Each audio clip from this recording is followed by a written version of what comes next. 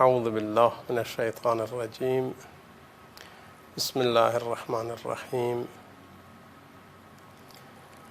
Louange à Dieu, que la paix et la bénédiction soient sur le messager de Dieu, Mohammed, et sur sa noble famille, ainsi que sur ses nobles compagnons.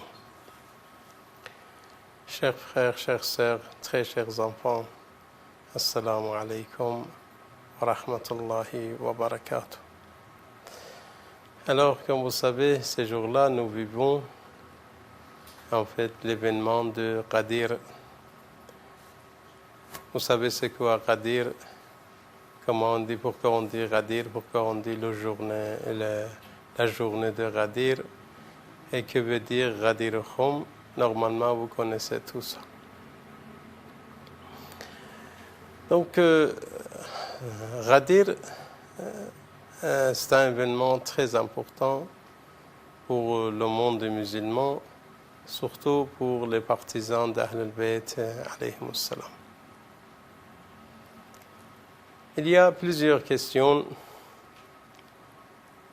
Qui sont les témoins de Al-Ghadir? C'est-à-dire qui sont les gens qui sont racontés l'histoire de Al-Ghadir. Alors, pour ça, on peut dire tout d'abord, c'est le Coran, le Saint-Coran, qui nous a raconté l'histoire de Al-Ghadir. Lorsqu'il a dit « Ya ayyuhar rasoul, balligh ma unzila ilayka min rabbik, wa in lam taf'al fama ballaghta risalata » Là, comme vous savez, Allah dit à son messager, tu vas transmettre ce que Allah t'a révélé. Si tu ne le fais pas, tu n'as pas communiqué en fait le message divin. Allah te protège contre les gens qui sont contre. Alors, le premier témoin, c'est le livre de Allah, le Coran, qui parle de la question de Al-Ghadir.